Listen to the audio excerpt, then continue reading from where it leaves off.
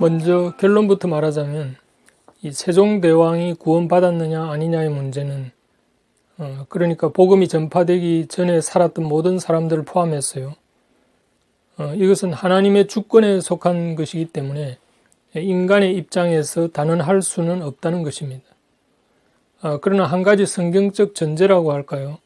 아니면 원리라는 걸 생각할 필요가 있습니다. 그것은 성경은 분명히 인간은 모두 아담 이래로 죄인된 존재로 태어난다고 선언하고 있고 바로 그 죄 때문에 모두 멸망을 받는다고 말합니다. 그래서 만약 세종대왕이 지옥에 갔다면 그것은 세종대왕의 죄성 때문에 지옥 간 것이지 하나님이 죄인이 아닌 사람을 지옥으로 보내는 경우는 없는 겁니다. 그러나 성경에는 어느 시대이건 하나님의 주권으로 멸망할 수밖에 없는 죄인들을 구원하셨죠. 사실 성경 속에는 복음이 전파되지 않은 시대에도 하나님과 교제한 인물들이 등장합니다. 창세기에는 멜기세덱이라는 인물이 등장하고 출애굽 시절에도 모세의 장인 이드로는 이 하나님의 선민인 히브리 민족이 아니었지만 하나님의 제사장 신분으로 등장하고요.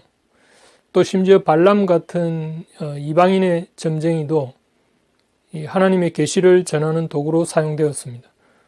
그렇다고 발람이 꼭 구원받았다고 할 수는 없겠지만요.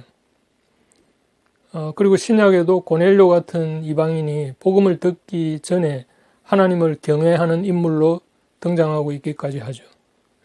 그렇다면 우리는 성경에 기록되지는 않았지만 복음이 전파되지 않은 시대에도 하나님과 교통한 많은 사람들이 있을 수 있었다는 짐작을 할 수 있습니다.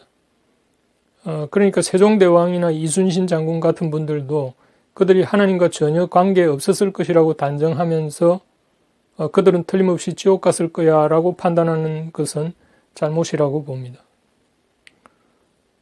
사도행전 10장에서 베드로는 고넬료 집안에 초대되어서 복음을 전할 때에 이미 하나님에 대한 믿음을 가진 고넬료에 대해서 이렇게 말하는 대목이 있습니다. 각 나라 중 하나님을 경외하며 의를 행하는 사람은 다 받으시는 줄 깨달았도다 라는 말씀이 나오는 것을 보면 이 역사적으로 복음이 전파되지 않은 시대의 사람이라고 모두 구원을 받지 못했을 거라고 추정해서는 안 된다는 것을 알 수 있습니다.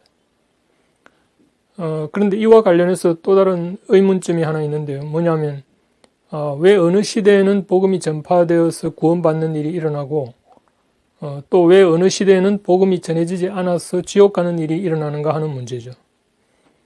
말하자면 하나님이 불공평하게 사람들을 다루시는 것이 아닌가 하는 겁니다. 그러나 이것은 앞서 언급한 것처럼 이 성경은 기본적으로 모든 인간을 죄인으로 규정하기 때문에 기본적으로는 예외 없이 모두 지옥으로 갈 수밖에 없는 운명인데 만약 그 중에 복음의 혜택을 받고 천국을 간다면 그것은 일종의 행운으로 봐야 한다는 겁니다. 그러니까 이것을 불평등한 처사로 생각하는 것은 마치 어떤 사람이 주택복권을 구입했는데 그것이 당첨되지 않았다고 주택은행에 가서 난동을 부리는 것과 같은 경우죠. 때문에 복음을 받고 구원을 얻었다면 이것은 일종의 행운인 셈이고 이 행운을 신학적으로는 은혜라고 하는 겁니다. 아무튼 성경에도 이방인에게 베푼 하나님의 은혜에 대한 언급이 드러나오는 점을 미루어 보면 이 가시적인 복음이 전해지지 않은 시대에도 이 하나님의 절대 주권으로 복음의 혜택을 누린 사람들이 있을 수 있었을 것이라는 가능성까지 차단할 필요는 없다고 봅니다.